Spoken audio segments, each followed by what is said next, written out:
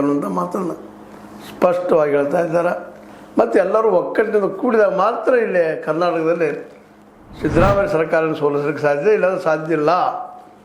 ಈ ಒಂದು ಮೆಸೇಜ ಈ ನಮ್ಮ ರಾಷ್ಟ್ರೀಯ ಅಧ್ಯಕ್ಷ ನಿತಿನ್ ನವೀನ್ ಅವರು ಕೊಟ್ಟಿದ್ದರಿಂದಾಗಿ ಮೋಸ್ಟ್ಲಿ ಇದು ತಿಕ್ಕಾಡು ಕಡಿಮೆ ಆಗ್ಬೋದು, ಇಲ್ಲ ಇನ್ನೊಮ್ಮೆ ಪಾರ್ಟಿ ಹೊಡೆದು ಹೋಗ್ಬೋದು, ಯಾವ್ದು ಬೇಕಾದ ಆಗ್ಬೋದು. ಆದರೆ ಹೈಕಮಾಂಡ್ ಮಾತ್ರ ಒಂದು ನಿರ್ಧಾರಕ್ಕೆ ಏನು ಬಂದದಪ್ಪ ಅಂತಂದ್ರೆ ಅದು ಮೊನ್ನೆ ಬಂದಂಥವ್ರು ಯಾರೂ ಇಲ್ಲ. ಶಿವಪ್ರಕಾಶ್ ಇರಲಿ, ರಾಧಾಮೋಹನ್ ಅಗರ್ವಾಲ್ ಇರಲಿ, ಮತ್ತೊಬ್ಬರು ಎಲ್ಲಾದರೂ ಏನು ಮೆಸೇಜ್ ಕೊಟ್ಟಿದ್ದಾರೆ ಅಂದ್ರೆ ಇದೇ ವ್ಯಕ್ತಿನ ಮುಂದುವರಿಲಿ, ಜೂನ್ 5ಕ್ಕೆ ಇವ್ರನ್ನ ರಾಜ್ಯಾಧ್ಯಕ್ಷ ಮಾಡುವಂಥದ್ದು ಮುಂದಿನ 2028ರವರೆಗೆ ಅನ್ನುವಂಥ ಸ್ಪಷ್ಟ ಸಂದೇಶವನ್ನು ಈ ಸಂದರ್ಭದಲ್ಲಿ ಹೇಳಿದ್ರಿಂದಾಗೆ ಸಹಜವಾಗಿ ವಿರೋಧಿ ಬಲಕ್ಕೆ ಹಿನ್ನಡೆ, ಬಹುದೊಡ್ಡ ಹಿನ್ನಡೆ ಆಗ್ಯದ.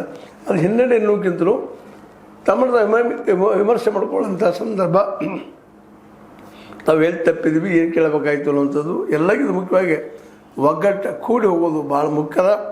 ಮತ್ತು ಈ ವಿಷಯದಲ್ಲಿ ತುರ್ತು ಮಾತ್ರ ಯಡಿಯೂರಪ್ಪನವರು ಬಲಿಷ್ಠ ಆಗ್ಯಾರ, ಎರಡು ಮಾತಿಲ್ಲ.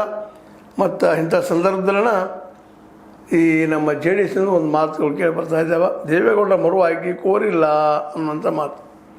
ಯಾಕಂದ್ರೂ ಗೊತ್ತಿಲ್ಲ, ಅದು ನಡೆದ ಚರ್ಚೆ ನೋಡೋದು ಅದೇನೂ ಇರಲಿ.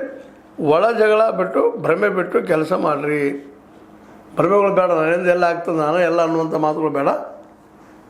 ಒಂದು ಚೆನ್ನಾಗಿ ಮಾತಾಡಿಕೊಂಡು ನೀವು ಹೊಂದಾಣಿಕೆ ಮಾಡ್ಕೊಂಡು ಹೋಗ್ರಿ, ಕೂಡಿ ಕೆಲಸ ಮಾಡಿರಿ. ನಾವು ಒಬ್ಬರಿಂದ ಗೆಲ್ತೀವಿ,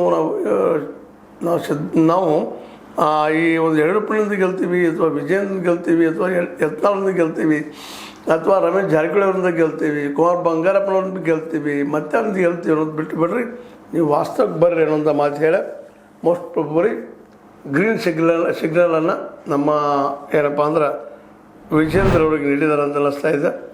ಮತ್ತು ಇಲ್ಲಿ ಬಂದು ಅವರು ಯಡಿಯೂರಪ್ಪನ ಜೊತೆಗೆ ಮಾತಾಡಿದಾಗಿರ್ಬೋದು, ಮೊನ್ನೆ ಒಂದು ಅಭಿಮಾನ ಉತ್ಸವ ನಡೆದಾಗೂ ನಮ್ಮ ಏನಪ್ಪ ಅಂದ್ರೆ ಮೇನ ಗೃಹ ಮಿನಿಸ್ಟರ್ ಬಂದು ಹೋಗಿದ್ದು, ಇವೆಲ್ಲನೂ ಗಮನಿಸ್ತಾ ಹೋದಂಗೆ ಮೋಸ್ಟ್ಲಿ ವಿರೋಧಿಗಳ ಹಿಡಿತ ಅದು ಮುಂದೆ ಹೋಗ್ಬೇಕು ಅನ್ನೋಂಥ ಒಂದು ಛಲ